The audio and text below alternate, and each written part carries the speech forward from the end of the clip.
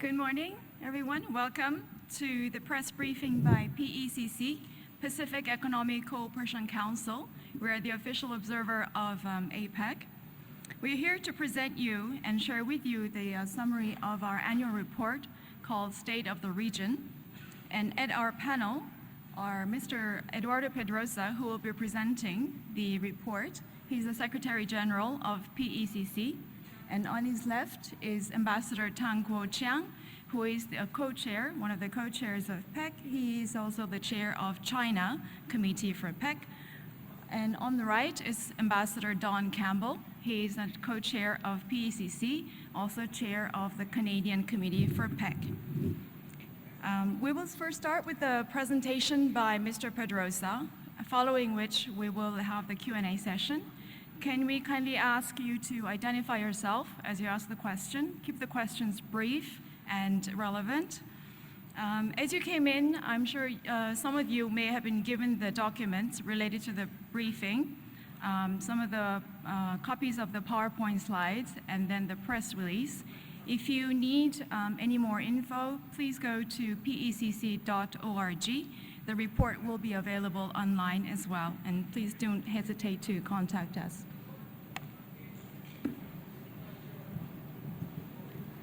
Thank you, Jessica. As co-chairman of the Pacific Economic Cooperation Council, it's a pleasure to be with you this morning, along with my co-chair, Ambassador Tang, who has been recently elected the co-chairman of PECC, the Pacific Economic Cooperation Council. For those of you who are not familiar with the Pacific Economic Cooperation Council, it is an independent,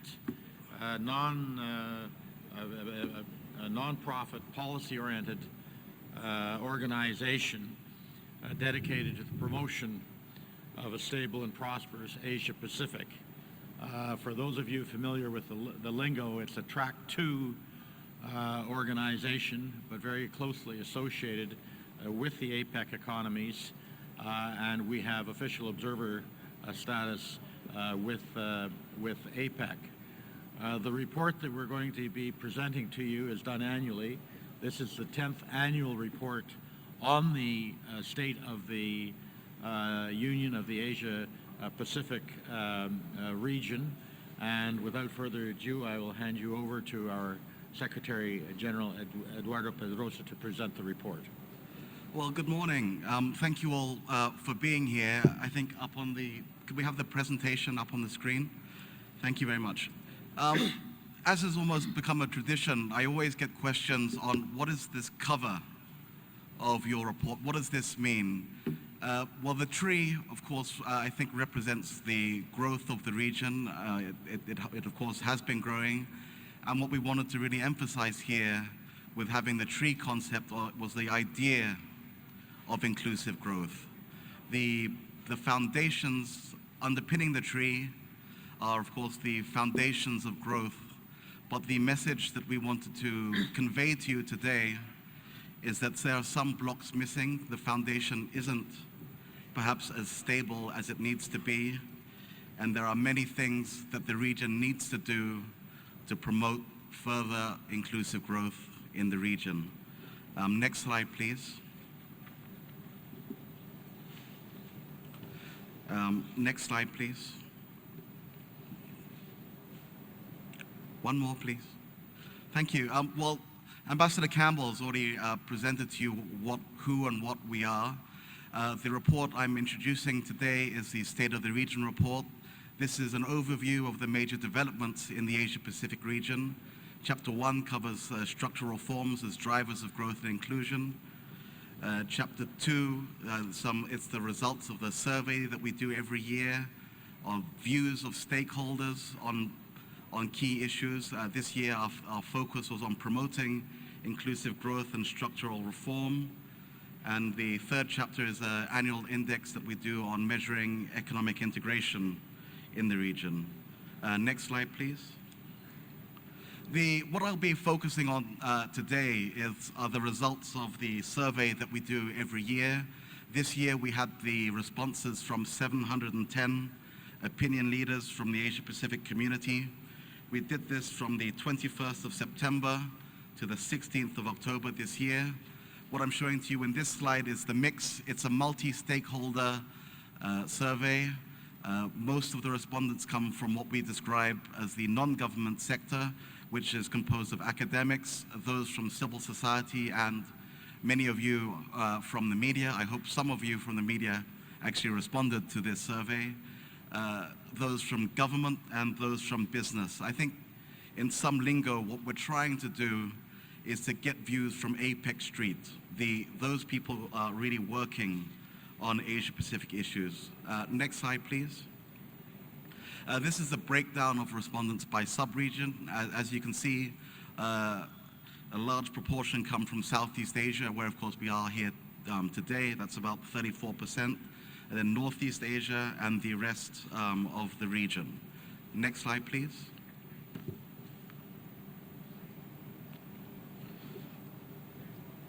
Next slide, please. What I'm showing to you here is, if you like, the big picture. What is happening in the regional economy?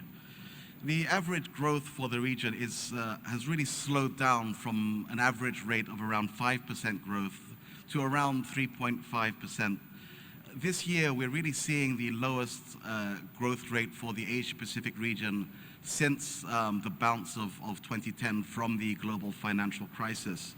And what we think is there is therefore an urgent need to rethink growth strategies.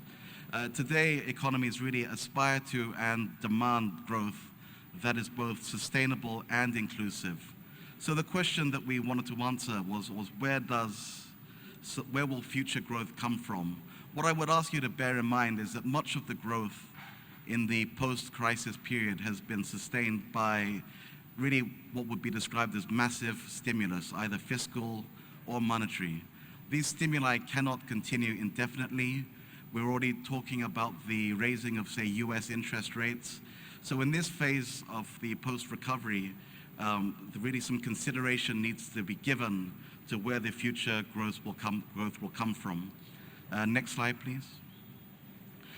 There are some initiatives that are already underway that could provide a substantial boost to growth. One of them is the recently concluded TPP negotiations. By some estimates, you're talking around $250 million to global GDP by 2025. The RCEP, the Regional Comprehensive Economic Partnership, around $650 billion to additional GDP.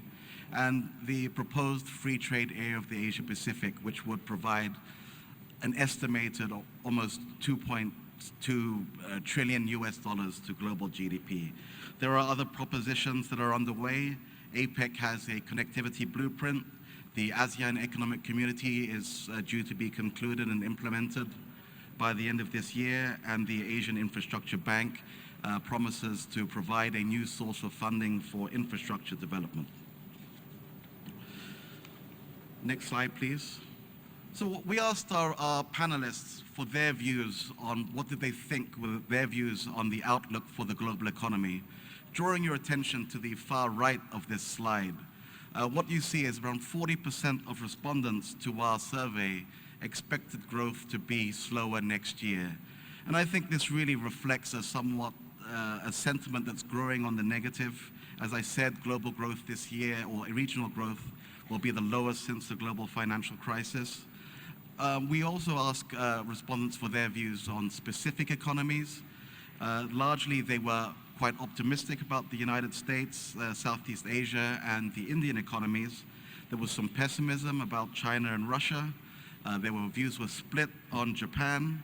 If you look at sentiments by sub-region, North Americans and Southeast Asians were actually the most pessimistic about growth for the next 12 months. So what are the risks to growth that they face? So could I have the next slide, please? The top risk to growth is a slowdown in the Chinese economy. As most of you know, China's economy had been growing at around 10%, decelerating down to 8%. So this is something we almost take somewhat for granted, that this is something that's planned. There's a planned deceleration and trying to manage that quite carefully. Some of the risks in this list are those that are in the media almost every day. They don't surprise us. These are issues like unfavorable currency alignments, a possible sharp fall in asset prices. What I wanted to focus on today was the second highest risk to growth in this list, which is the failure to implement structural reforms.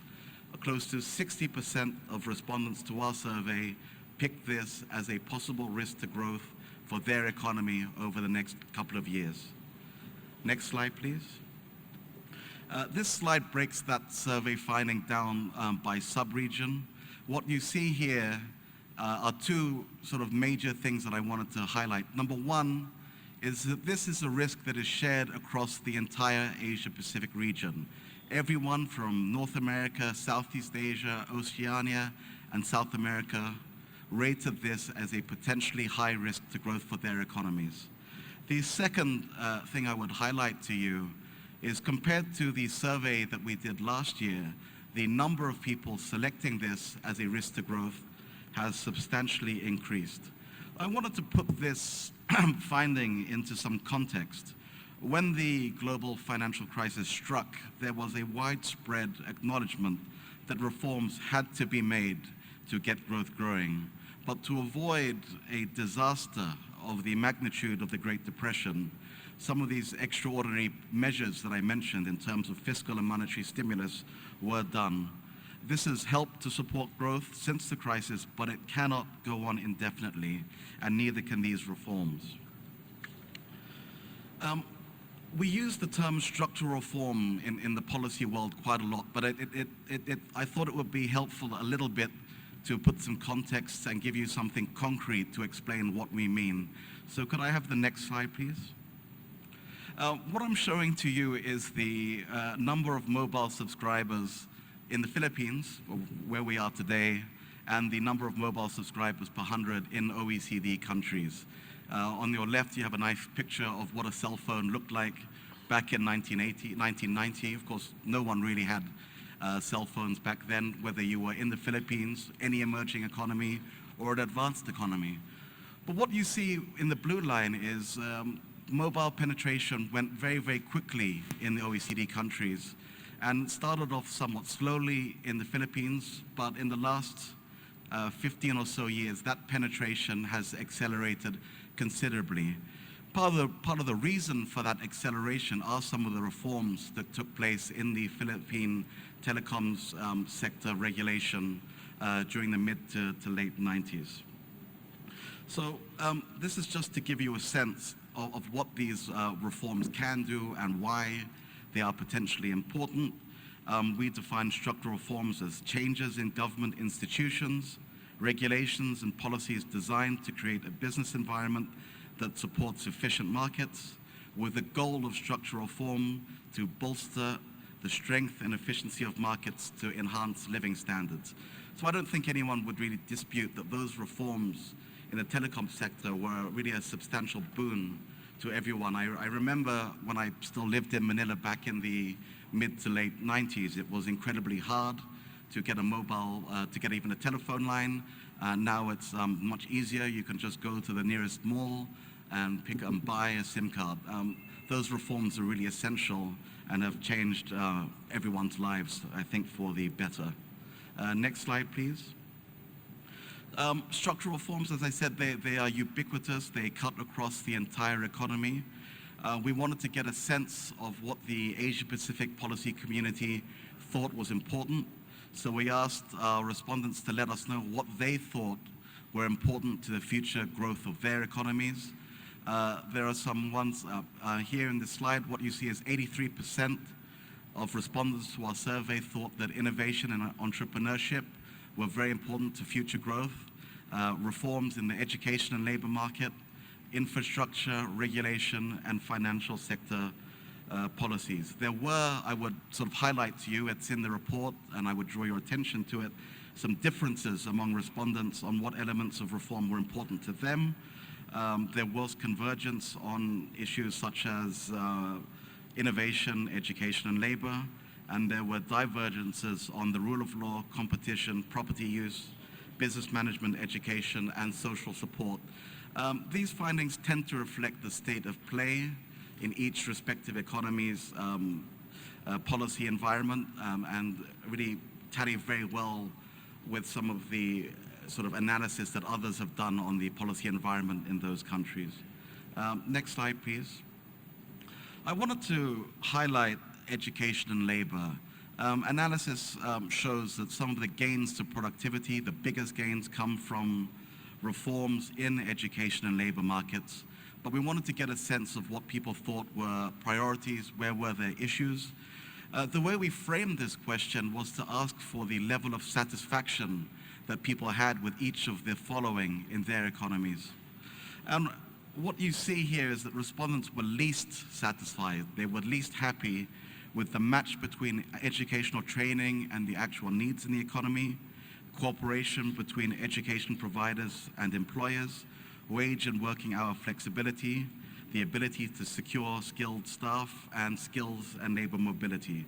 And there was a fairly high level of convergence on these issues. I would highlight that those from emerging economies tended to have much lower levels of satisfaction compared to those from advanced economies. And at the very least, the conclusion that I draw from these survey findings is that there is a perception of a mismatch between education systems and the labor market. So addressing those will be critical for the next phase of growth. Next slide, please. Infrastructure is something that everyone, at least especially in the Philippines and around the emerging Asia Pacific, cares about very deeply. We wanted to get a sense of priorities in this sector. And what we found with the survey findings were that land transportation systems, there was the least level of satisfaction with land transportation systems, followed by sea transportation, and then broadband internet access. I've been reading the newspapers here, and I see some dissatisfaction here. I saw that for APEC, there's been extra bandwidth given, and the question being asked, I think, in some of the media here is, why can't we have that every day? Why can't every day be APEC Day? Specifically to Southeast Asia, 46% of respondents to our survey expressed dissatisfaction with broadband internet access. Next slide, please. So we asked this set of questions a slightly different way. The theme for this year's APEC meetings has been inclusive growth. So we asked the policy community what they thought the priorities should be, and these very much sort of tally with the findings on priorities for structural reform. It's the provision of education. Generally, it was very, very important. 75 or so percent thought that was important, very important. The second most important was reducing corruption, and the third most important was providing support to micro and small and medium enterprises. Those of you who have been covering APEC throughout the year, especially during the Boracay cluster of meetings, will know that the Philippines has placed this as one of the highest priorities this year, and they've come up with an action agenda on finding ways to help small and medium enterprises benefit from trade. Next slide, please. The sort of final big question that we have is that we always ask every year is, what does the policy community think should be the priorities for APEC leaders when they meet in Manila? And these really echo the themes that the Philippines has set for APEC, and as well as the ongoing priorities and core work program for APEC. So the first was progress towards the Bogor goals and the free trade area of the Asia Pacific. The second was the APEC growth strategy that was adopted in response to the global financial crisis. The third, SME participation, as I've already mentioned to you with respect to other questions, corruption, climate change, and disaster resilience. Very important, I think, for the Philippines and other economies in this region, which are part of the Pacific Ring of Fire, and so on. You might be a little bit confused by this chart, so let me explain. What I'm showing to you is the percentage of respondents who who selected these as top 5 priorities for the region. The ordering of priorities is somewhat different because these are weighted by the relative importance that our respondents gave to to the specific issue. Next slide, please. As a summary, what I would argue, and that these are the key highlights from the report, is that this is a very challenging environment for growth this year. There are risks in there, but the risks of inaction loom large, and many of those actions that need to take place are to those that promote inclusive growth. What should the priorities be? Is the pursuit of the vision of integration. It's important for driving growth, I think, as I've argued. You need to focus on broadening participation, removing barriers to participation as well, and then empowering participation in the economy. And then lastly, it's promoting resilience, resilience to climate change that we all suffer from, and as well as the disaster risk reduction. So I'll end my presentation now, and I'm happy to take any questions that are germane to the work that we do and the presentation that I've just made. Thank you very much. So, any questions?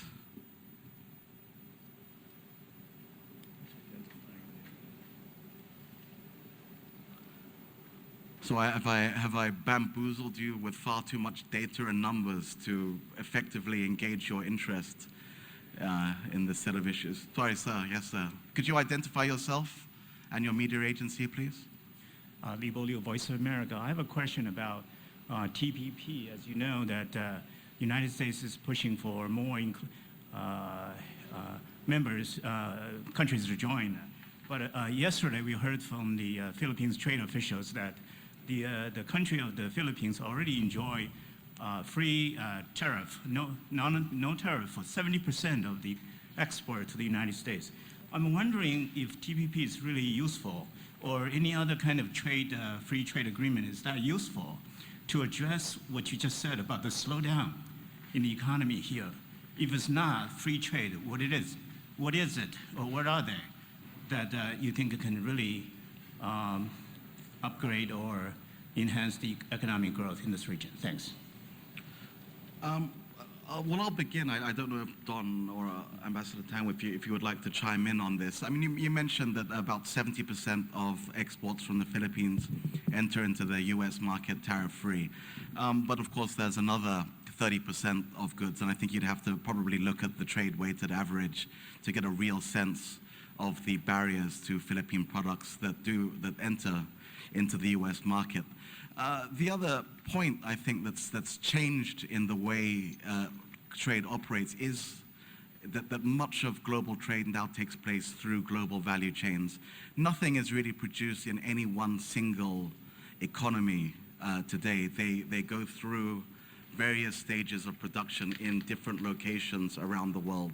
Any country's or economy's ability to capture tasks or be part of those chains very much depends on sort of the general business environment, as well as the sort of final barrier to entry, the tariff rate, if you like.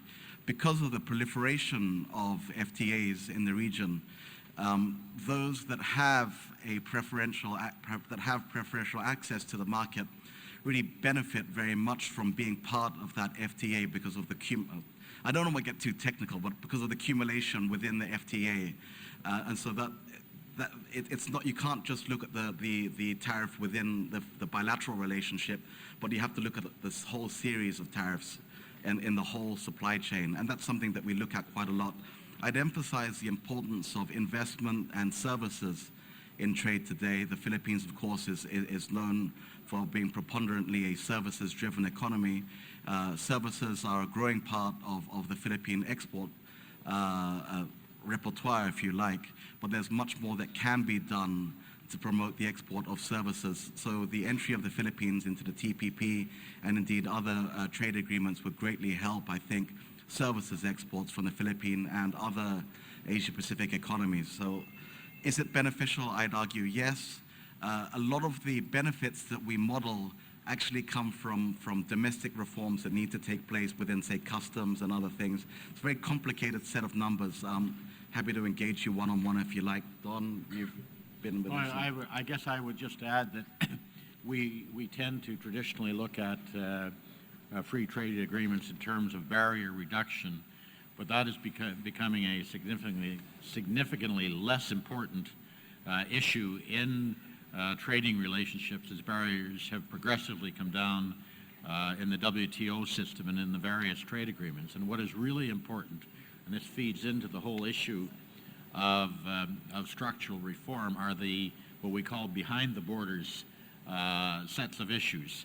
And increasingly trade agreements, including the Trans-Pacific Partnership, are addressing these issues, and these are the ones that are going to, with the increase in efficiency, with the appropriate level of regulation, with the streamlining of the bureaucratic processes, those are the things that are really going to affect growth and trade. And as Eduardo has said, it is trade and services, it is global value chains, it is the ease of doing trade and investment that are going to be important and bring prosperity to the economies who are members of these. So I think those are the real benefits of an agreement like the Trans-Pacific Partnership.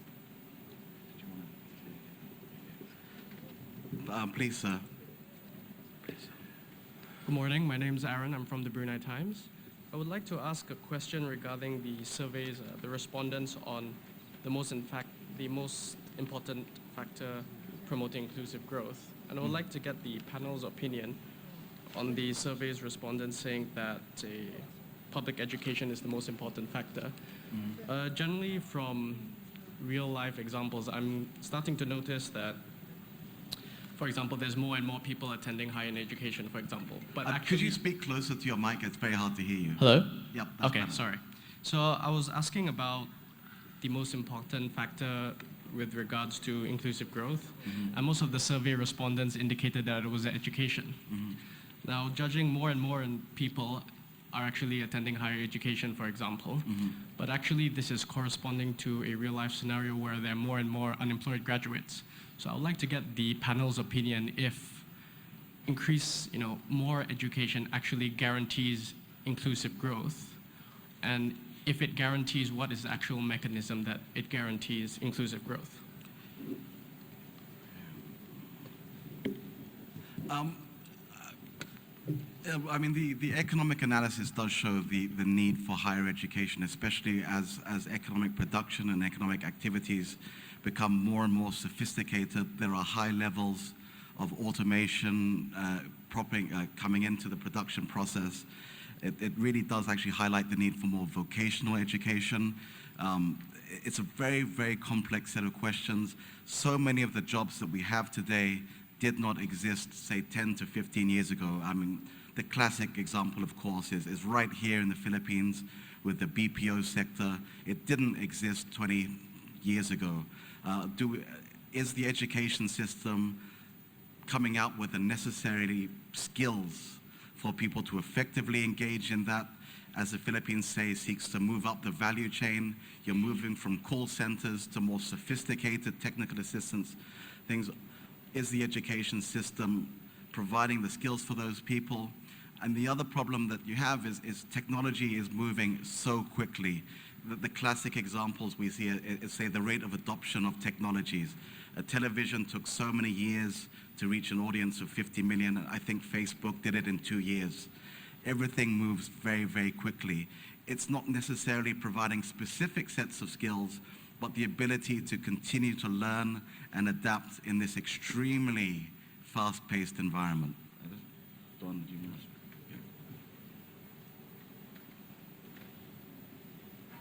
Any others?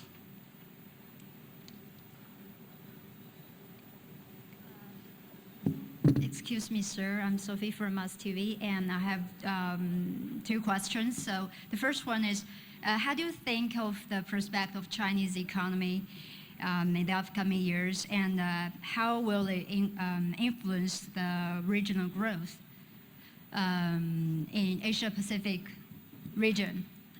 Do you think the GDP growth will continue to fall in the few years? Thank you. There was a huge amount of interest in China's economy in our survey. China is a very important trading partner for most Asia-Pacific economies. I have an expert sitting next to me, so I won't impinge on his views here. Okay. Thank you for your question. And I just want to make a few points about China's economic situation. First, I should say that China's economy and its slowdown was caused by the global financial crisis 7 years ago. And I still remember that a few weeks after the financial crisis, the mayor of Shanghai told me that hundreds of ships, ocean-going ships, had to stop in the harbor because many foreign orders for Chinese commodity goods were either canceled or drastically cut. Then, a few months after the financial crisis, the officials in Guangdong province told a group of diplomats that tens of hundreds of workers lost their job because of a closure of the factories which produces goods for export. So you can see the impact of the global financial crisis. And now the world is still in the weak recovery of the world economy. And China's economy is deeply integrated with the world. So China could not stand unaffected in the world today. We are still affected by the world financial crisis. So this is the first point. Second point, I should say that the financial crisis is a bad thing, but it's also a good thing because it taught China a lesson that for a country like China, which has more than 1.3 billion people, the export-driven economy was not sustainable for China. So from that time, we were determined to change the mode of development, to change the economic structure, to reform our economy, and to improve the industry. And we want to shift the export-oriented economy into the export and consumption-oriented economy in the country. And we also shift extensive mode of growth to the intensive growth. And we also want to shift over-reliance on investment to the greater balance between investment and consumption. I should say that we are now still in the process. But just now you mentioned the GDP growth. For the first half of this year, it's 7%. I should say it's not easy for China to achieve this target. And we should also look at this 7% in this way, that the 7% growth actually generates more increase in volume than the double-digit growth in the past. It's very simple. If we say 10% of 100, that's 10. If we say 7% of 200, it's 14. So definitely 14 is bigger than 10. And of course, I should say that the fundamentals of China's economy are basically good. And the economy is still within a reasonable range. So that's why I should say that we are very optimistic about China's future. There are many reasons. I just want to mention two. First, the China's economy is resilient and full of potential. And now we're going through a process of industrialization, urbanization, agricultural modernization, and also the IT application. It will provide great potential for China's future growth. And it's estimated that by 2025, China's domestic consumption expenditure will reach $10 trillion US. Secondly, I want to say that the ongoing structural reform is constantly delivering benefits. So after China succeeds in its economic transformation and industrial upgrading, it will enter into a steadier, more quality-driven, and a more sustainable development stage. And by that time, I think China will play a better role as the engine of the regional as well as world economic development. Thank you. Good. Are there any more questions? Yes, please.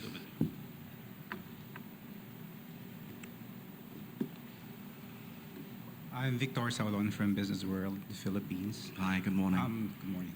You mentioned in your summary that one of the priorities is resiliency on climate change and energy. What are your views with the fact that the region doesn't have different levels of growth, different levels of energy needs? I'm sorry, I'm very happy. Yeah. It's very What are your views on the fact that the region have different levels of energy needs? Countries in the region have different levels of energy needs, and they have different pledges on how they plan to cut gas emissions. So what are your views on this? I mean, the Asia-Pacific region is an extremely sort of diverse set of economies, very, very different levels of development, some very advanced economies, some still emerging, some with some natural endowments in, say, energy sources. Canada, of course, has a lot of energy resources. Indonesia has endowments in, say, coal and other things. Canada, natural gas. Australia, natural gas. It's very hard to come up with a sort of generic or a single set of things that this region should do in terms of energy needs. What they have done is to set some specific goals on the reduction of energy intensity in terms of GDP production. So this leaves each economy at its own to decide how they're going to go about doing that. As far as I think you're really interested in the emission story. It's a very difficult issue to grapple with. We did some very similar survey work to this in 2011. The single priority that the policy community thought that policymakers could do was the promotion of energy efficiency to start off with. There are lots and lots of other things that people look at, increased use of solar, increased use of marine energy.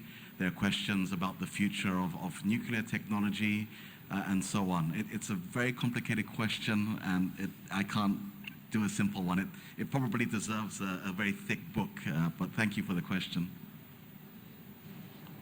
We will have to take only one question now, as I think you have some other schedules coming up.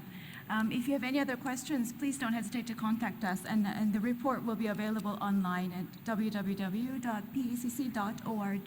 One last question, please. Thank you.